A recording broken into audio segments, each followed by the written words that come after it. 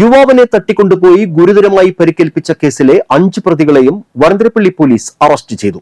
മുപ്പിളിയം സ്വദേശിയായ തോട്ടത്തിൽ വീട്ടിൽ 32 വയസ്സുള്ള കിരൺ, കല്ലൂർ സ്വദേശിയായ നെല്ലങ്കര വീട്ടിൽ 27 വയസ്സുള്ള സ്റ്റാലിൻ, നടത്തറ സ്വദേശി വെളുത്തേടത്ത് വീട്ടിൽ 32 വയസ്സുള്ള വിനോദ്, പൗണ്ട് സ്വദേശി മണക്കാടൻ വീട്ടിൽ 35 വയസ്സുള്ള സൂരജ്, കുട്ടാലിപ്പാടം സ്വദേശി കാട്ടിപ്പറമ്പൻ വീട്ടിൽ 24 വയസ്സുള്ള ക്രിസ്റ്റോ എന്നിവരെയാണ് അറസ്റ്റ് ചെയ്തത്.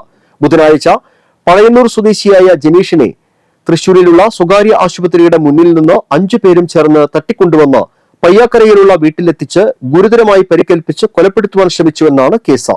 പയ്യാക്കരയിൽ നിന്നാണ് പ്രതികളെ പിടികൂടിയത്. പ്രതികൾ കുറ്റകൃത്യത്തിന് ഉപയോഗിച്ച വാഹനം കസ്റ്റഡിയിലെടുത്തു.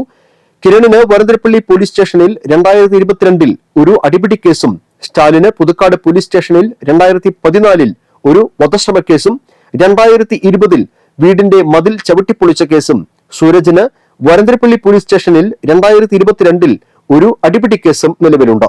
Varantharappilly SHO KN Manoj, sub ഇൻസ്പെക്ടർമാരായ ജയചന്ദ്രൻ, അശോക് കുമാർ, അലി, സിവിൽ പോലീസ് ഓഫീസർമാരായ സജീവ്, സുജിത്, ജോഫിൻ ജോണി എന്നിവരാണ് പ്രതികളെ അറസ്റ്റ് ചെയ്ത സംഘത്തിൽ ഉണ്ടായിരുന്നത്.